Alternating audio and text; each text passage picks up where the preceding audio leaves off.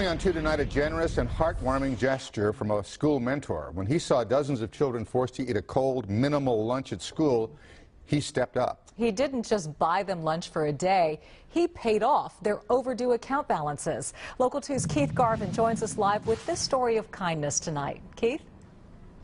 Dominique, Bill, we're at Valley Oaks Elementary School in Spring Branch ISD, and this is the story of a man who saw a group of students in need and reached into his own pocket to make a difference. The one meal we can control in the school is lunch.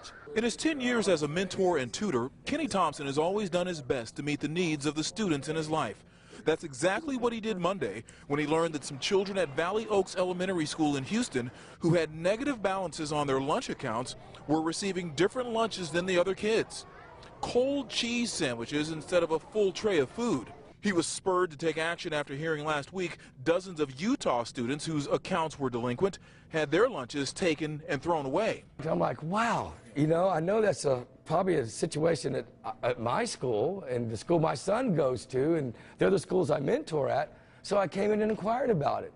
He not only inquired about it, Thompson learned that many of the kids were already on reduced lunch, children whose parents couldn't afford the meals that cost just 40 cents a day. He took $465 of his own money and zeroed out the delinquent accounts of more than 60 kids. These are elementary school kids. They don't need to be worried about finances. They need to be worried about what grade they got in spelling. Thompson says many kids he knows with negative accounts forego the lunch line altogether to avoid embarrassment. But physicians have linked classroom performance with proper nutrition.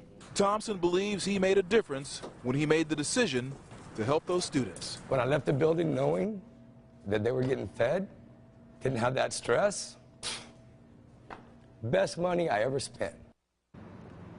And Kenny Thompson says he is not finished helping kids in need. He says he is considering starting up a foundation that would help needy families pay for school meals.